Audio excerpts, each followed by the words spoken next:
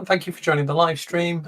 Today, I'm going to run through feedback from our recent poll to understand how people use the Dementia Researcher website and their experiences of using it, and to look at the impact and how it's helped people. I'm Adam Smith. I'm the Program Director for Dementia Researcher, and it's a pleasure to be here with you today. The poll that I'm talking about was open from the beginning of August through to the end of September. It only just closed yesterday. So here we go. Let me run through the results because we only have half an hour. So the report I'm going to share today, as I said, gives you the findings of our poll, which invited members of the Dementia Researcher community and users of our service to help us understand how the service has helped them. For a long time, Dementia Researcher has published an annual report that really provides quantitative assessment of our service. So we look very closely at how many people visit the website, how many people listen to the podcasts, engage with our live streams, and use our content. And we do a real deep dive into that every year. But what's always been hard to capture is the stories about how the service actually helps people and impacts them, which is where this new poll that we've conducted was to try and capture some of the stories and to help us understand if we really are helping people and if what we do is useful. So just a little bit of background. As I said, this isn't supposed to be qualitative today, but to give you a little bit of a sense, Dementia Research has been around for 6 years. It's supposed to encourage young people and people working in different areas of research to think about dementia as an area that they might want to focus on. Its aim is also to provide tools and resources and support and community to help retain people in research as well. And that includes curating all jobs and events and funding calls all into one place, producing content which is aimed at researchers to tell stories, to provide support, and that kind of community, and also as well to provide connection between people, so that those working in fundamental science, for example, could learn from qualitative researchers, and the other way around as well. It's very much a community for researchers, aimed at researchers in providing that support. In the last 12 months, 131,000 people have used the service. This is purely the website. This isn't looking at our other platforms. Of course, Dementia Researcher is also very active in YouTube for our video content and our blogs and webinars and podcasts, our community space as well, and through the podcast platforms. This is purely for our website. 131,000 people have used the service in the last 12 months. Which is up about 20% on the previous year. Those people came from 196 different countries around the world, and they visited 307,000 pages. And if you actually look at just pure interactions, it's more like 993,000. So we should hit 1 million interactions by the end of the year. And it's a terrible map. I hate this graphic, but this gives you a sense as to the size of the circle shows you the base of our users from across the world. So this is the countries that had more than 20 people come to our website. So you can see it's kind of active everywhere in the world where you might hope. So as I said at the start, our poll was open from the 1st of September. We had 440 people view the poll, 115 people started it, and we had 90 submissions into the poll. So of course, what I recognize is that the results I'm sharing today are just a small fraction of those 131,000 people that have used us. So it's certainly not a large proportion of the people. So I do, need to reference that, of course. But it is for the first time we've done this, so we're very pleased to capture some of these stories. So this gives you some data on the people that completed the poll. We can see that out of those that finished it, postdocs and PhD students were by far and away the largest group of people to complete the poll. Probably no surprise there. But we do also we did get some feedback from undergraduates, senior academics, clinicians, and those working in charities and other sectors as well. This is the areas of research that those people work in. Care research and carer research was the largest proportion, followed by molecular and cellular mechanisms. So our care and qualitative researchers and the fundamental scientists. And if you look at biomarkers and molecular mechanisms and some of those other areas, it's a nice even split and a balance across the sectors, with about half the people kind of working in the the, um, the STEM subjects compared to qualitative and care research. We also ask people to tell us how long they've been a user of the service. One of our challenges always is we make this assumption that everybody already knows about what we do. And I'm constantly reminded when I go to conferences and events and talk to people that so many people tell me they'd never heard of it before. So it's a good reminder that we have to keep reaching out and going to those conferences and events, doing the things that we do to constantly remind people that the services there is important, but the majority of people had been users for a longer period of time.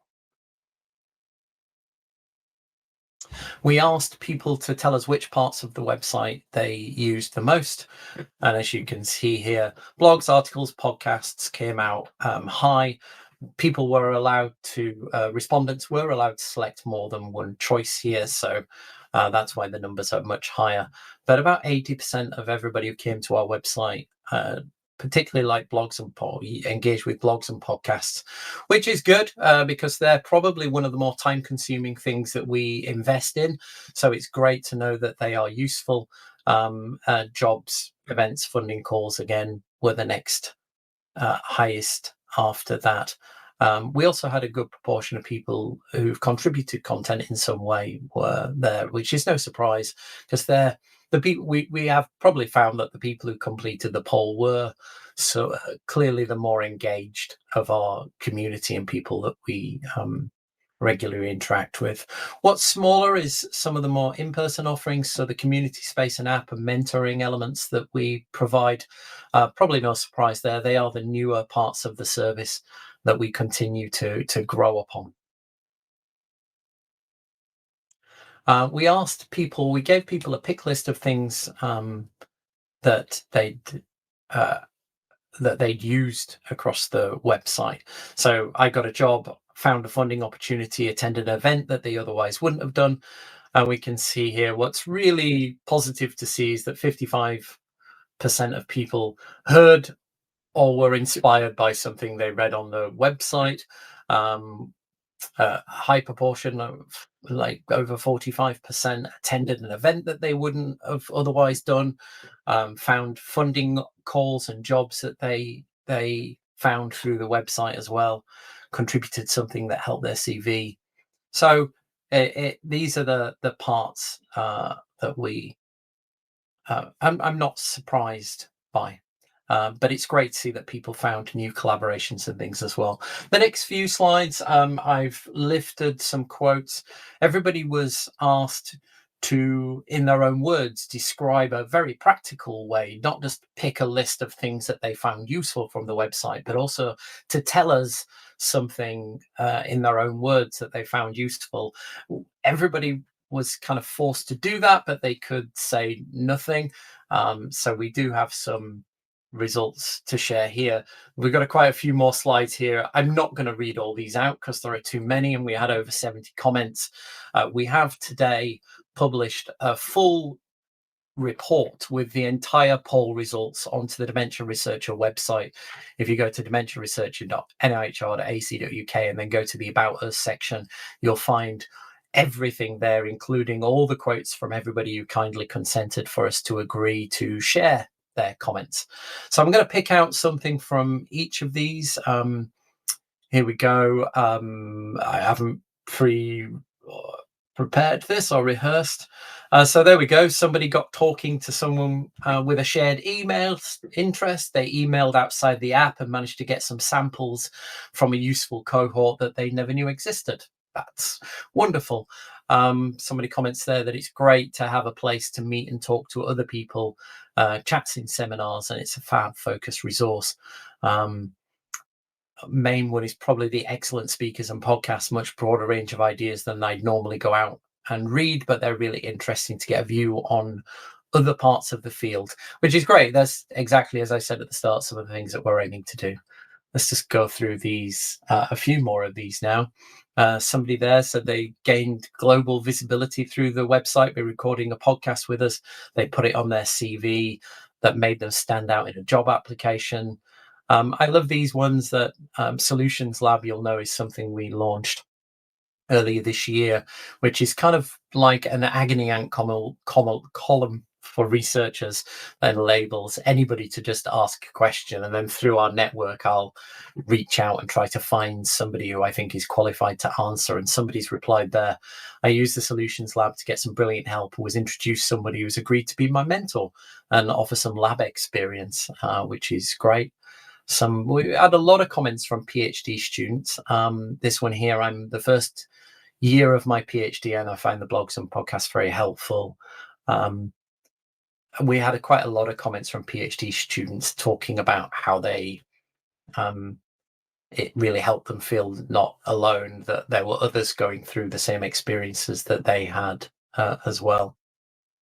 Here's one that said, I attended a live stream providing information on a clinical fellowship. I got my questions answered and applied and waiting to hear. Let's hope they get it. Somebody who applied for a funding call that we provided and they got that.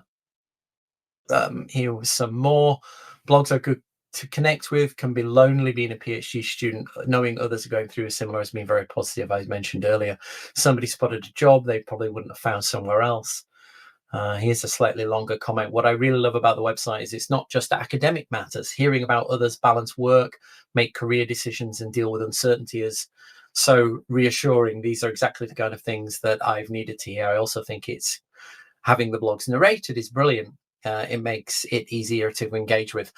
This is wonderful to hear from you because, you know, asking people to narrate their blogs, and we have stats on how many people listen, but it's great to know that the time that we put into that is valued and that people found it useful.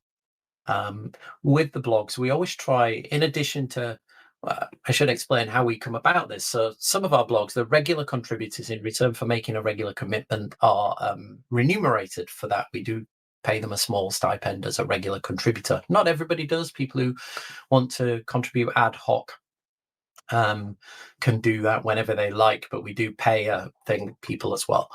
And what we always try to do is have somebody at all the different career stages and people working in different areas of research who've got different stories to tell, but then also trying to find out people who do have unique stories that aren't really talked about a great deal. So some examples of that. We had somebody writing for us who was an undergraduate on a work placement this year and were deciding what to do in their future. We've had Emily Spencer, somebody who wrote for us during maternity leave and the story of that, and then what it was like during their pregnancy and then coming back to work after maternity leave. Some unique stories. I'm very pleased to tell you that we've got a new blogger coming on board as well, Gemma Lace Costigan from Salford, who is a more senior academic, but has lent into the academic side of things more recently, becoming advisor on some of that university's broader education program as an alternative career source. So we're looking forward to seeing Gemma's blogs.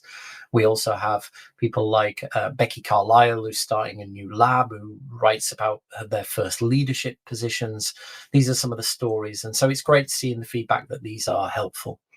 Here we go. Somebody else comments that their work can often feel isolating, and being a part of Dementia Researcher is a valuable sense of community with the like-minded colleagues, which is why the community app's been available for about 18 months now. And whilst the places where people are supposed to talk to each other have been underutilized, I'm going to say, I think we've made up for it with having the regular events where we do find that people have been talking and given a chance to present. For those, we have our 10 debate series coming up in a couple of weeks' time. Then we'll have a break over Christmas, and when we come back in the new year, we're going to refocus that again for the next season of Salon. We'll be asking people to give presentations specifically on their research. So we're going to get a little bit more into research and move away from some of the careers things for that in the new year, which hopefully continues to expand what we offer. Somebody else commented it's enabled them to find a space directly targeted to expand their knowledge in neurodegeneration from many angles. So they learn more than the specifics from their PhD. Let's keep going through. I've got a few more of these. I'll get through them. I'll read this longer one. An undergraduate with a niche interest in speech and language therapy, markers of cognitive decline, it was encouraged to see a community that I could engage with for queries related to early career. The job listings helped me envision a future career paths could take. With the Friday Bulletin, I stay up to date with news in the field, and a profile section helped me find people who share the same interests. And I built a career space as I see built a career in a space where I see myself. They like bags as well, so that's good. Somebody who's presented in a salon said it was nice to hopefully help people. Somebody else has connected with research at King's College and got my wife enrolled this. So whilst I said at the start, our website is aimed at other researchers, we do have some people with lived experience and people who are experiencing dementia in their lives visit the website as well. I'll keep going with these. I was not working in dementia research when I first came across it, but it inspired me to become a future dementia researcher. Somebody else says here, I've found out about my current fellowship. If it wasn't for them, I might not have applied in time. Somebody else says it's enhanced their understanding of methodology, study design, and attitudes towards dementia diagnosis, and deepened their awareness of caregiver burden and the importance of self-care in research to prevent burnout. I sincerely appreciate the guidance that's contributed to this growth. Learned how to write grants and got 2 as a result. Honestly, these stories really are incredibly motivating for me to help me keep doing what we do. Here we've got some more comments. Helped them collect with other researchers at their level. Somebody found out about their fellowship. I haven't moved that on. And then we've got some big long stories. Some people have told us big long stories. I'm not gonna read this out, but I'll leave it on the screen here. This is somebody who we connected with. I'll leave it on the screen for a minute. So one of the things that we're going to move on to shortly is looking at there we go. Anyway, the Friday Bulletin. Our Friday Bulletin is an automated thing. It kind of curates all the content we've put in across the website over the course of the week and pushes that out as an email. Increasingly, as we're seeing people turn away from social media, sadly, which has been such a useful tool over the last few years, we were hopeful that the community space combined with our newsletter would bring value, so that for those that don't want to spend lots of time scrolling through LinkedIn and Blue Sky and X every day to find the latest news or jobs or funding calls, that we can just drop that into people's email on a Friday, and you can unsubscribe if your views change, or you can find what you like. It's great to see that. I think it was over, well, let's have a look. Sorry, I haven't done the ad edition on this. 32, 42, 45, 55, 65% of people rated it 8 to 10. Nobody said it was really bad. There were a couple of 3s in there. So I think I took away from that the newsletter is useful. There were some comments on the newsletter about the timing of it, that it comes into people's inbox a little bit late on a Friday and they don't want to think about work on a weekend. So we might look at the timing of that in the future and start to move that. It's purely logistics because it brings out the content from across the week, but we will look at the timing. We did also, of course, we didn't just want people to tell us how great we are. We also asked people if there were any areas where they thought we could particularly improve, which is important too, so that we can act upon this. I haven't pasted in here all the individual comments. Only about 10% of people who completed the survey actually had suggestions on way to improve. They could skip this, but what I've tried to do here is just to bring together some of the themes to give you a sense as to what people told us. Events and training came up. There was a suggestion that we hold more webinars, more workshops, and provide more training opportunities. It's a little bit of a struggle to keep on top of the ones that we already do. We are once a week. We're reliable. We did 65 salon webinars over the course of 68 weeks. We only had a couple of weeks off for Christmas. So it's a little bit tricky to keep on top, but I agree certainly with the comment about doing more in-person things. One of the challenges, for those who watch this don't know, is Dementia Researcher is really just me. And so when I swan off to conferences to talk to people, which I very much enjoy, it means that there's nobody back in the office to keep things going here. And so it's always a bit of a challenge. Going away to do conferences means doing twice as much work in the time that you're off. So it is a bit tricky, but I take that on board. We are going to try and do more in-person things as well, and bring on a group of ambassadors who can work with us to do some of this. We've got some budget, hopefully, for that in the coming year. There was also a request about more mentoring and support and career guidance. We do already do a lot of that, but I take that on board. We will have another look at the mentoring service that we provide to see if we can signpost and make that a little bit more supportive as a process rather than user driven, because at the moment the onus is on the person to make that first contact and that connection.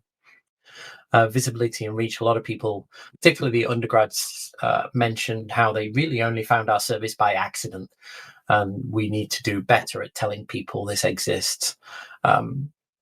I agree, and that really ties into that first thing about conferences as well. And with the decline of social media, some of those traditional methods we thought of to tell people about us are no longer practical. So we'll keep looking at ways to tell people about what we do. International connections came up.